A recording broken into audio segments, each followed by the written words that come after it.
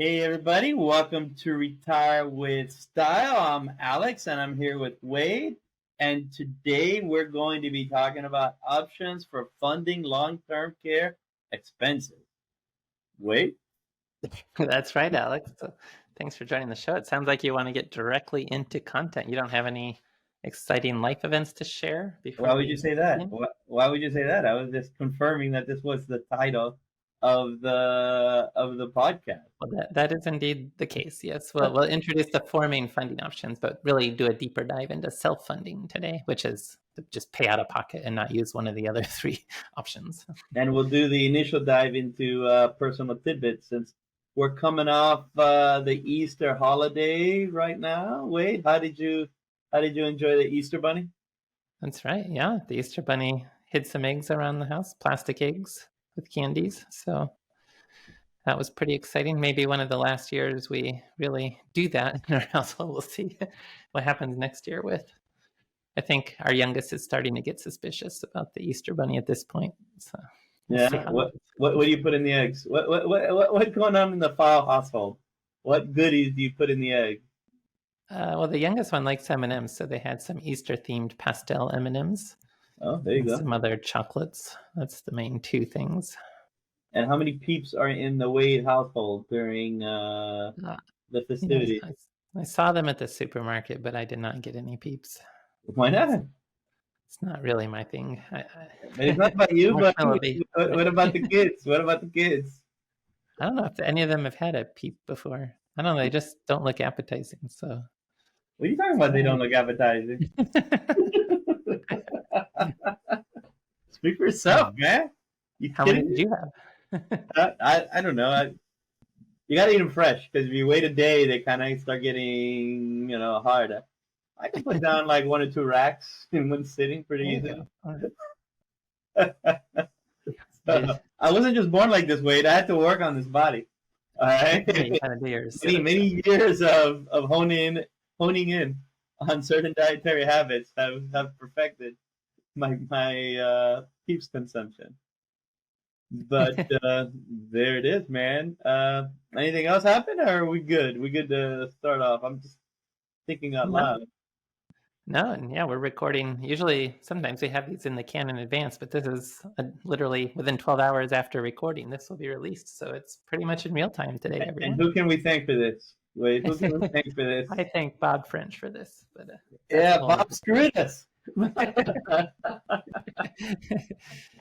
He has a very special guest that he's going to have on.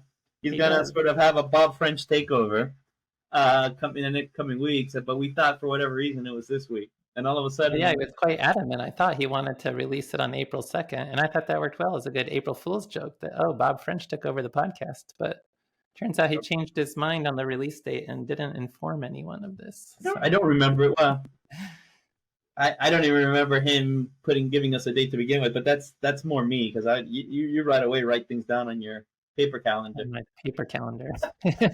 That's right. I just go by my invites and accept the invites, and I wake up the day before, like around 5 o'clock. I look at my calendar for the next day and kind of see what I'm walking into, and whatever's there is there. I trust in it, and the chips fall where they may after that. All of it is bringing data. Yeah, exactly. So let's get cracking. Let's get cracking then with the 4 options. Now, this will be a little bit of a Q&A where I'm Qing and you're Aing. Sounds good. But they're effectively 4 options. At least give me my moment of glory here. Where there's Can you name all 4? Yeah. CCROCCR. No. There's self-funding with personal assets. We got that one. Medicaid, not Medicare, and we'll get into that one. Traditional long-term care insurance and hybrid policies, combining long-term care with life insurance or annuities. Very good. So, thank you. Thank you. I'm done now. Silence is golden. No, but I will, as you can tell, we can't unpack all of these, so we're going to try to unpack the self-funding today. And we'll bring in some guests for the others, and we'll do our own thing as well.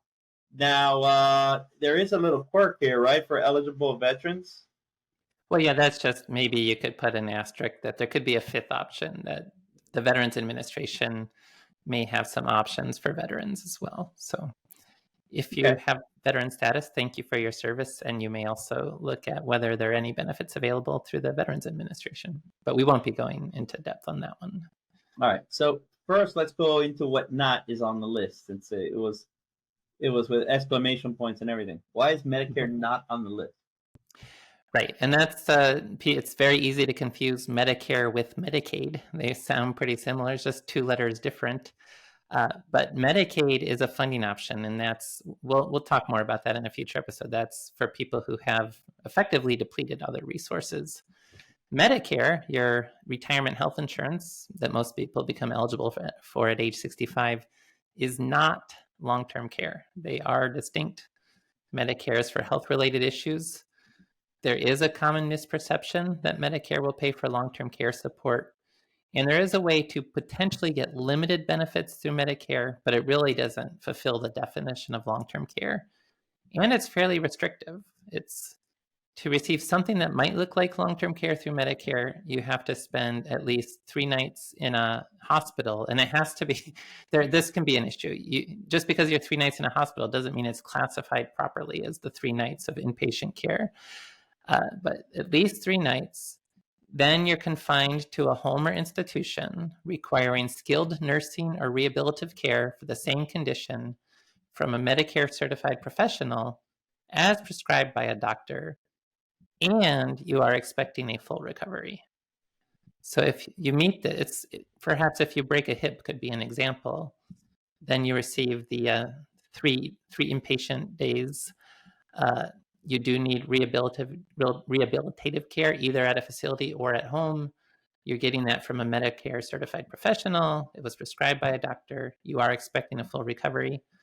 If you meet that scenario, you can get full benefits for the first 20 days with Medicare, and then you get partial support for 80 days after that for a total of 100 days. Now, that partial support can still mean it's quite expensive for the part not covered through Medicare. But if you have a comprehensive Medicare supplement, that would cover you fully for 100 days. But then it stops. And usually we think of long-term care as not lasting. I mean, really, the starting point of long-term care is 100 days. Medicare is stopping at 100 days. But so it's really not Medicare in that regard. This is almost like it's long-term care. We're going to call it because 100 days, but it's really almost like rehab care. Yeah, rehab from something that you're expecting a full recovery. This happened to my grandfather-in-law. He broke his hip. He had an operation, but during that operation, he actually had a stroke. And he was in a care, 3 days at the hospital, and then he was at a rehab facility expecting a recovery. Because of the stroke, though, it really threw a wrench into the expected recovery date. He did fulfill his 100 days, but he had to move afterwards. To your point, it wasn't like a long-term care. It was like, okay, Medicare's up. Now we need to find another solution set. Oh, yeah. With lasting, in this case, he needed more than 100 days of care. But yeah. Medicare stops entirely. Yeah. That's a good example where we really shouldn't be thinking of Medicare as a long-term care funding source. It's potentially very limited circumstances. That's what it's not. So that's what it's. Yeah, and it's not for custodial care. Not. Yeah. Right. Usually long-term care is more custodial care related, which is not medical care, but help with the activities of daily living. If you just need help with activities of daily living, that wouldn't qualify for these Medicare benefits. Okay. And so what are the breakdowns of more or less the long-term care cost, if people are thinking about an equation in their head? Yeah. So if we're starting to think about what's going to be your out-of-pocket costs for long-term care, and this is related to self-funding versus insurance, any expenses. So if you never have a long-term care event, your expenses are zero. But any out-of-pocket expenses to pay for long-term care, plus if you do have long-term care insurance, any premiums for that insurance, minus any benefits received through the insurance. So if you're purely self-funding, you don't have long-term care insurance. So you're not paying any premiums, you're not getting any benefits.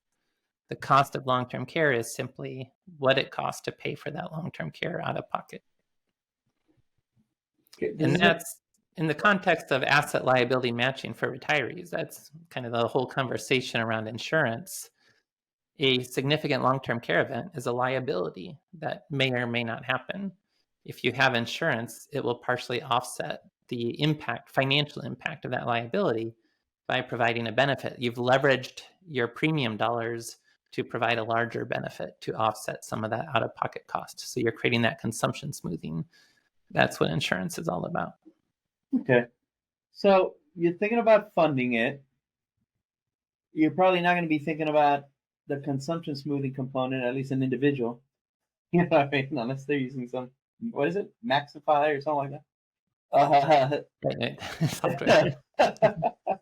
But what are the components that go into choosing a funding strategy? Yeah, so some of the things you'll want to think about, age, and that can relate to if at higher ages insurance is underwritten. So at some point you may not qualify for long-term care insurance. So to the extent age fits into that, health can fit into that, family health history can relate to that. If you have a history of dementia or other conditions that may require more long-term care support, it's obviously a consideration. Your ability to receive help from family or friends in an informal manner for that informal or unpaid care in a manner that's not too much of a burden for them.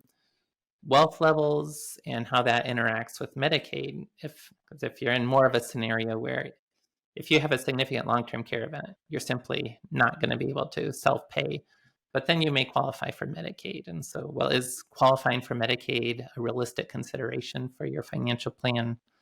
What are your legacy objectives in terms of what you'd like to leave behind? What's your risk tolerance as it relates to the uncertainty around long-term care spending shocks and how that would impact your living standard net of those long-term care expenses? And also just the costs and benefits of different types of insurance policies. Kind of all the factors you want to be thinking about when it comes to choosing a funding approach for long-term care. Yeah, and this is, I mean, there's nothing here that's out of the ordinary. This is just the standard, tried and true, like financial planning considerations for any funding strategy. Really, here. I mean, what you want to unpack maybe the risk tolerance for long-term spending shocks? Does that have to do with like the new risk you face in retirement? One of them are spending shocks, and so how much of that is that a risk that you want to take off the table? Is that how you mean it?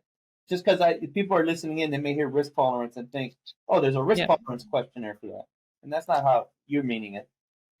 Right. Yeah. This may not have, I'm sure it's come up in the podcast at some point, but it's maybe not something we've spent a lot of time talking about. There's this whole idea of what does risk tolerance mean in financial planning? Well, in the context of a risk tolerance questionnaire, it's short-term market volatility, but that doesn't really have much impact on people necessarily over the long term. Risk tolerance in the context of financial planning is more the risk to your lifestyle.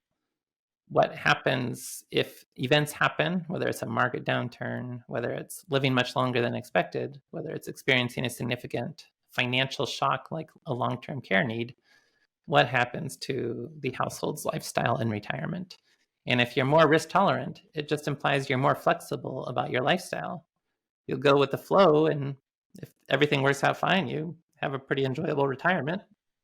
If you get hit by a shock like this, you're going to have to reduce the standard of living for the household. And if you're more risk tolerant, you're okay with that idea that, okay, we'll just spend less. That's fine. If you're risk averse, you don't want to deal with those types of financial shocks. You really want to maintain the same lifestyle with the same sort of predictable income in the context of the retirement income style awareness. If you're more of a income protection or safety first, that tends to correlate more with wanting predictable income in retirement, whereas total returns, or just primarily total returns, is much less worried about having predictable income. There's more of a sense of being flexible, i.e. risk tolerant, when it comes to the potential impacts of things like a long-term care spending shock. No, you bring up a good point. I mean, we've been focusing a little bit on longevity aversion on certain things, and people on the lower end of the RISA matrix, risk wrap, income protection, their longevity aversion is a very salient concern for them. Where you have a lot of strong valence for the emotional tenor of spending shocks. And spending shocks go both ways, right? There's medical spending, there's chronic illness kind of thing, spending shocks, this kind of stuff related. And then my roof fell off and I need to fix that kind of spending shock. And those are people that really crave that true liquidity, which is having things more earmarked for potential shocks so then they can Mhm. be more comfortable with other things. We see that people to the left of the recent matrix. A lot of Yeah. those folks have this sense of true liquidity preference, which that's used to fight against spending shocks, and that's in the bucketing time segmentation strategy, and also in the income protection. It's in everything, but on a relative basis, you see it more with those folks. So Yeah, what? that's a good point about the true liquidity. You want to have something earmarked for a long-term care spending shock. The technical liquidity, which is more on the right with the total returns investing or risk wrap, that's more the sense of I just want to have a pot of assets that I'll draw from as necessary. So I'm not really worried about earmarking something specifically for long-term care. If I have to self-pay for long-term care, I'll take it out of my pot of assets and pay for it. And if that means I have to cut lifestyle in other places, though I mean, long-term care is a little bit harder to speak about in that context, but maybe other family members have to cut lifestyle in that context. There's flexibility to do that. Perfect. And so, wait, what are some considerations that people can start, when they're thinking about this? And it could be as simple as just, introducing other family members into this. Like, what do you suggest? Well, absolutely. When you make a long-term care plan, you don't want to keep that to yourself. You want Hmm. to share the information. Make sure other family members are on board, especially if part of it is they're going to be providing informal care to you. Make sure that they're on board with And that and to avoid misunderstandings in that regard. Yes. And then also just if you have a specific asset earmarked for supporting long-term care, whether it's kind of an idea of potentially using a reverse mortgage to tap equity of the home to pay for in-home care, whether it's actually a long-term care insurance policy, whether it's even life insurance. If you have permanent life insurance, you may not even realize that a lot of those policies may have an acceleration of death benefit rider that allows you to get the death benefit to help pay for long-term care while you're alive in that context. So anytime you have an asset in mind that could help fund long-term care, making sure your family members know about that so that if they don't know about it, like if they didn't know your life insurance policy had an acceleration of death benefit rider that you're planning to use to pay for your long-term care and you become incapacitated, well, they're not going to know they should have done that. So make sure the family understands your plan for funding long-term care and is on board with any sort of requirements you have in mind for them in terms of being caregivers or what other roles they may have in the plan. okay, and frankly, they may have some ideas. Uh, Wait, as we now transition into the self-funding piece of it and unpack that, before we get into the bullet point party, what a comment but a concept that I think is worth mentioning here, because some of this is you're looking at the entire balance sheet, is this idea that money is fungible. Because I think some folks really think, all right, I need cash. If I don't have 500,000 in cash, 300,000 in cash, I'm Mhm. not ready for you. And I want them to relax that assumption from cash to include just your asset base, because at the end of the day, money is fungible. Can you speak a little bit about that as an on ramping to self funding strategy? Yeah, and we'll need to talk about like just how do you allocate the assets earmarked for long-term care. If you are earmarking something for that, you don't necessarily like if you're at an extreme. I want to have $500,000 set aside for long-term care. Can't really just necessarily leave that in cash when it may not actually be needed for 20 years. But at the same time, if you invest it, it's kind of what we talk about. The sooner you need the funds, the less aggressive you can invest them. You have to rely more on having that value fixed. Long-term care presents a problem for that because you don't know when you're going to need those funds or if you're going to need those funds. And so you have to choose an asset allocation around that. And that ultimately may mean not just having all those funds set aside in cash, whether you have more of that technical liquidity mindset so that you're investing in the overall portfolio, or whether you are earmarking something for long-term care Well, in many cases, it may be your house. That's kind of your, I'll use the house as necessary to pay for long-term care. Sell the house, move into an institution, use a reverse mortgage to tap into the home equity to pay for in-home care, or whatever you have in mind for that. Ultimately, you may not want that to just be a huge pile of cash sitting on the sidelines throughout your retirement as your reserves for long-term care expenses. But this goes back to even talking to folks, because you're using the house as an example, but I think the house is where there's just a strong emotional consideration. And I remember my mom, even to this day, is like, oh, I wish I had my house. But the reality is, if you're talking to let's say your children about long-term care, and your children are fine, and your parents have this idea that they're going to leave you the house, but the house comes at the expense of doing some sort of fire drill for your long-term care, it's not worth it. And this goes back to the concept of, you have a balance sheet and you have assets, and everything is fungible, right? The fact that it's, a certain amount of money has kind of morphed itself into a house, another pot has morphed itself into some sort of investment portfolio. It's still money that you should be able to access. And if you do speak with your children about this, they may very well say, yeah, you know what? Don't worry about us with the house. Why don't we access that capital?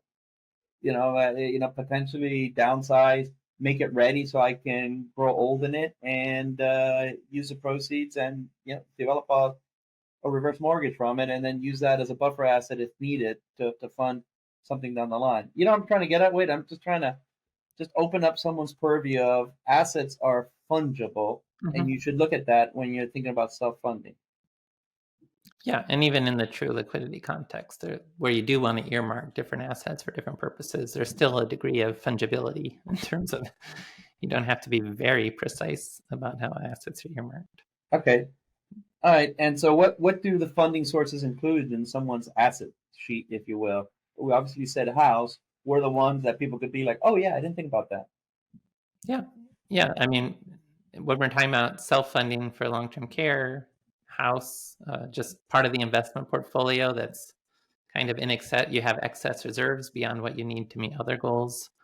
Sometimes also a life insurance policy. It may not be specifically one where you can tap into the death benefit in advance to pay for long-term care, but just the cash value in a life insurance policy may be another consideration there.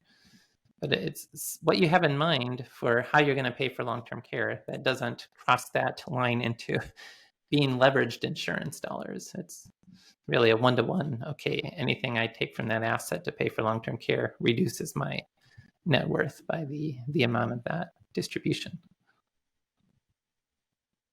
Okay. And what impact would these expenditures have on your standard of living, if you will, or potential beneficiaries? That's those are fertile ground for discussions as well as you're thinking about trade-off. Yeah, that's where the volatility kind of comes in. And this is where, for you as the individual needing long-term care, this kind of conversation around spending flexibility and standard of living kind of drops to the side, because if you need long-term care, you're not really going to be using your budget to take international trips or to go to nice restaurants.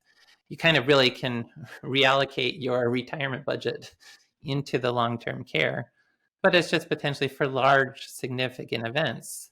How much volatility is that going to create for remaining assets, either for a surviving spouse or for the spouse who's not yet surviving, but the spouse in this scenario, and potential beneficiaries such as children? If you had in mind that you would leave them a particular inheritance, that you end up, because of self-funding, need to tap significantly into that to pay for long-term care, obviously there's then a smaller inheritance. And so how much flexibility do you have with these numbers fluctuating in response to these random spending shocks that you experience? Okay. And we were talking about this before, and this was going into bringing in insurance, and maybe helping sharing that risk with somebody else, from an insurance standpoint. You want to expand upon that? Yeah, it's the whole idea of insurance is kind of in different states of the world, you want to smooth what happens. So in the state of the world where you don't experience any long-term care event, if you pay for insurance, you'll have a lower standard of living. It's just whatever you are going to spend minus the insurance premiums. And then the insurance doesn't pay off. And then in other scenarios where you do have a significant long-term care event, you're going to have a higher standard of living, or again, it's not necessarily you that has a higher standard of living, but other people in your household or beneficiaries would have a higher standard of living because those premium dollars get leveraged and will pay out a lot more in benefits due to the insurance and risk pooling that is provided by insurance, so that the standard of living gets more equalized in states of the world where you don't have a long-term care need, states of the world where you do have a long-term care need. And so consumption smoothing is all about that idea of let's smooth my standard of living no matter what happens with relation to a long-term care event. Perfect. And so in terms of coming up with the numbers, at the start of this arc, we threw some numbers out there, both cost of there's cost for like your family helping you out, right? You may not pay for those directly, but society pays a cost, or your brother or your son or your daughter, there's a cost, right? Everyone has an hourly rate if you really break it down, and there's a cost to that. But we also spoke about cost of out-of-pocket costs that you could spend. Is it fair to say that we'll help folks estimate reserves for self-funding later on in this arc? Yeah, we'll talk more about that process as well. I won't get into it too much then right now. So one more note on this idea of self-funding too is just usually we think about insurance is useful to pay for low probability, high cost events, because then if it's a low probability event, that helps to reduce premiums. The fundamental problem with long-term care, and so why self-funding may be the best option in some cases. Long-term care is not necessarily a low probability event. There's a reasonable probability that people with insurance are going to be able to claim those benefits. And so you're not able to leverage those insurance dollars as much. And so that impacts some of the calculus around, well, should I use insurance or should I self-pay? And like in all things in life, if you had to do a best guess, who would be the best ideal persona for someone that can probably self-fund? And it's an obvious answer, but say it out loud so everyone kind of hears it. Mm-hmm. Well, people who have assets, or maybe who at least have enough assets to get the ball rolling before Medicaid becomes a reality in self-funding cases. People who are more risk averse can benefit.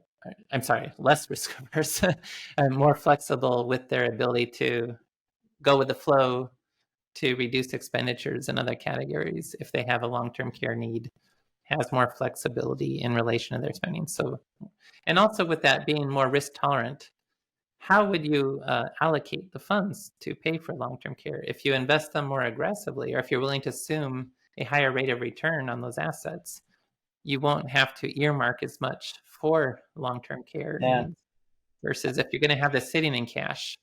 Well, at some point, you might be better off with insurance, because insurance might provide a cash-like return plus the ability to leverage those dollars if you have a need.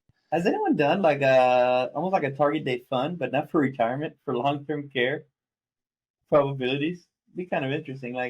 They assume if by 85 you're going to need something for sure. At that point, and so they kind of do a target date fund around that age. Again, I'm just literally making this up, but. That maybe, I think you might have, there's a conversation around annuities in this regard, not like annuities linked to long-term care benefits, but simply the QLAC. Yeah. The Qualified Longevity Annuity Contract. If I have an annuity that turns on at age 85, it's not at all a perfect correlation, but to the extent that that's when I'll need long-term care, having this new, potentially relatively large income source turning on at the time correlated with when I'm most likely to need long-term care, I think you could fit into that framework of here's a way to plan for having more income when there's a better chance. Actually, I was planning on doing that with a QLAC, with my, part of my qualified money, and my wife as well, when that time comes. Are you thinking about using the QLAC? Yeah, I think about it from time to time and was looking at pricing. No, not that you stay up late. Yeah, if you're in your 40s looking to turn it on at 85, the payout rates can be more than 100%. So it's like, now there's inflation that's going to impact the next 40 years, but you can get a pretty decent payout on a life-only QLAC, at least. All right. All right. We'll Most talk people about. aren't I don't look at actually. the quotes. You look at the quotes daily. No, I don't look at them daily, but I did look at them once because I was thinking about so I would have to move my retirement assets somewhere else because my current provider doesn't offer QLACs. So it would be a hassle, but I was at least thinking about it at one point. Current, as in McLean, like our own No, policy. no, not McLean. Oh, Vanguard. oh. Vanguard used to have Okay. low cost annuity options and they took them away. So I'm not happy about that. Yeah. I got you. Fidelity does a good job with that, don't they? Not that we're from. Yeah. They're much better about offering annuities. Yeah. Just thinking out loud here. Who's the one that? Oh, Blanchett. Blanchett looks at quotes all the time. He loves the kind of like box scores or something. Huh. Yeah, right. He does. All right. So you introduce risk tolerance. What are some ways to aligning your self funding with the risk tolerance portion of it in the traditional sense? You mean in terms Other than of being more conservative at the beginning, I mean, being more aggressive at the beginning, quote unquote, of that earmark, and then slowly being more conservative. Is there anything more than that? not really. Yeah, I mean it's a hard problem because Yeah, like I we were agree. saying, we don't know when you'll need to start paying for long-term care. So you don't know how much time horizon you have. So you don't know when you should start getting more conservative with those investments. Yeah, it's That's kind where of like you the have to money make being peace with it. fungible. As we're talking about it, there really is no. I am gonna hit the QLAC card, but even then, you just have to make peace with it to some extent, and and say, yeah, I'm gonna responsibly, put some set aside so I don't stick it to my kids. Really, at the end of it, you know. All right, you have here you have a point that you made that we didn't get into, but what about spending guilt? How does that play into self funding? That's the self funding dynamic, and I imagine the spending guilt happens when you're not sick at that point. Yeah. So that's kind of an ongoing thing. That's one of the potential benefits of having long-term care insurance is if you need care, you have no qualms about tapping into those benefits. But a reality that can face people is if they're going to self-fund and they need care, they feel guilty about spending that money on care. And it could be their family could be great. Please, this is your money. Use it for your care. They still feel guilty about it. There could even be cases where there is like more pressure of, hey, I don't want you to receive long-term care because that's tapping into my inheritance. I want that money for myself. My And kids that can are also be more of right. an issue with blended families potentially with the spouse and the stepchildren and all that. But if you need care and you're self-funding, are you going to actually be comfortable spending that money for care? That's the guilt element. Whether or not there's any explicit pressure, which of course makes it worse, but even without explicit pressure, you may still feel guilty. Yeah, I mean, you say guilt, right? And this is me being ticky tacky. So let's say someone they underspend, right? And this is where if you have a like an annuity or some sort of pension at work, you have this license to spend. When it comes to just pulling assets, and this is not a long-term care license to spend, just a regular license to spend. When you have this sort of pension of some sort in place, I'm wondering if you choose self-funding, how much of this is sort of a learned behavior? Because if you're self-funding and your biggest fear becomes, I don't want to outlive my assets, and I don't want to, ruin myself with some distressful chronic illness that I develop that I need long-term care, or just the normal thing of aging. All of a sudden, I need chronic care. I wonder if you're self-funding, then you get into this mind space where all you're doing is saving at all costs, and you're used to saving and accumulating, not accumulating from the standpoint of I want to be Jeff Bezos, and I only got 3 years left, so I need to go all out accumulating more, just normal accumulation because that's what you're supposed to do to make sure that you cover not running out, your longevity fears, and you cover potential liquidity crisis, right? I think, Wade, it's very hard to change that behavior all of a sudden. and you have a chronic, and you start tapping into it, because when you tap into it, obviously the gas tank starts going in the other direction. And so you're talking about guilt, like guilt as in like I don't want my kids to feel bad because it's a dwindling net worth that I have, and all of a sudden I can't leave what I had for them. Mm-hmm. Sure, I that's a valid point, but I also think some of it has to do with you have such an ingrained behavior Mm-hmm. that to all of a sudden change that mindset after behaving in a certain way for 30 years of stimulus response. I think it's just Yeah. tough. I think it's just tough to turn that off. Yeah, you don't like spending. Maybe the reason you didn't buy long-term care insurance is you don't like spending money. So you also don't like spending money on anything. So Yeah, people and look, worry. I'm being ticky. Like I said, I'm being ticky tacky with the word guilt. Who knows, right? But I think there's more at play than just like I feel guilt. I feel guilt that Yeah, spending Johnny's mindsets. not gonna have the beach house. But the guilt could be a factor too, as where it's Absolutely, simply absolutely, this. I absolutely. was thinking this would be my kid's inheritance, and now I'm going to spend it on long-term care. I'm not going to spend it. That's kind of a scenario that insurance at least would help avoid in that context. I don't disagree. I was just kind of like I don't know, thinking out loud more than anything. Picking it, Huh? nitpicking. Nitpicking, yeah, nitpicking. You know me. All right. So self-funding and informal caregivers. Right, and What just about free one labor? other Informal aspect. caregivers is free labor. Well, this whole issue of not wanting to spend money on long-term care needs. Well, are you going to have your family or friends be informal caregivers? Ultimately, it's been estimated up to 70% of long-term care may be provided through informal family support. We talked in an earlier episode about like the duration of long-term care events and making that distinction between any care versus paid care. The duration of paid care is a lot shorter than the duration of any care, but that means if I have a 3-year long-term care event, it may be the first 2.5 years where unpaid informal care from family members. The last half a year was for paid care when it just became too much of a burden. But we have to be clear that there's a cost to unpaid care that you really have to internalize if you're thinking about self-funding for long-term care. Well, this is where. Wait, I didn't know if I told you this, but after I retire, I'm going to move to Dallas, and I'm going to call you. Hey, Wade, what are you I'll, doing? Can you I'll do be me a your favor? unpaid caregiver. Can you do me I'll a be your favor? unpaid caregiver. When you go to CVS, can you pick up some things for me? No, Yeah, you're but right. I mean, we joke, but the reality is with the unpaid care, just people may have to sacrifice careers to become unpaid caregivers. So then they're not earning salary, they're not contributing into Social Security, how does it? they're not getting ready for their own retirements. Plus the stress and burden of being a caregiver might ruin their health and make them more likely to also need long-term care at some point. So Hey, it's not free when you get no, unpaid care. you've seen it for the last few years here.